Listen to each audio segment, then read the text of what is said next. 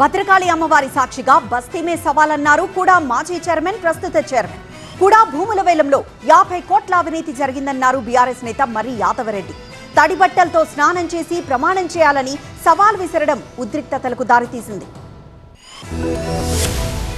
Kakatiya urban development authority ఆధ్వర్యంలో జరుగుతున్న భూముల వేలం అధికార విపక్షాల మధ్య అగ్గిరాజేసింది. కూడా చైర్మన్ యనగాల వెంకట్రామరెడ్డి భూముల వేలంలో 50 కోట్ల స్కామ్ చేశారని ఆరోపించారు. కూడా మాజీ చైర్మన్ బీఆర్ఎస్ నేత మర్రి యాదవరెడ్డి.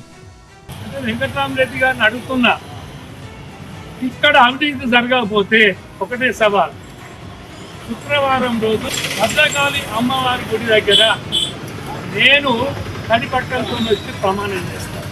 యాదవరెడ్డి సవాల్ కు సై అన్నారు కూడా chairman Yanagala Venkatramareddy. Date time fix చేసుకున్నారు. ఉదయం 10 గంటలకు భద్రకాళి ఆలయానికి చేరుకున్న మర్రి యాదవరెడ్డి అక్కడే స్నానం చేశారు.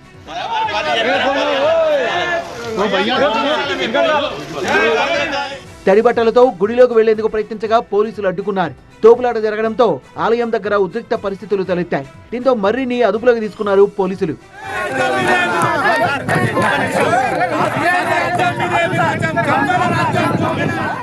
మరోవైపు కూడా చైర్మన్ యనగాల వెంకట్రామరెడ్డిని పోలీసులు గృహ నిర్బంధం చేశారు. 20 మందితో ఆలయానికి వెళ్లేందుకు అనుమతించారు. గుడికి వెళ్లిన వెంకట్రామరెడ్డి కూడా స్నానం చేశారు.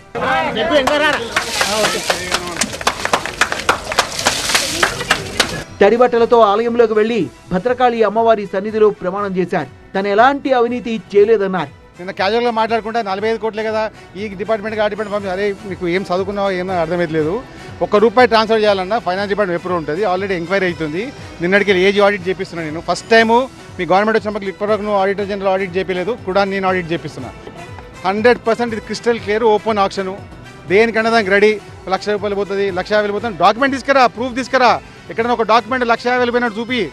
జూన్ 21న కూడా భూముల్ని వేలం వేశారని, వీటిలో అక్రమాలు బయటపెడతామని బీఆర్ఎస్ చెప్తుంటే విపక్ష నేతలు అవగాహన లేకుండా మాట్లాడుతున్నారని కాంగ్రెస్ కౌంటర్ ఇస్తోంది.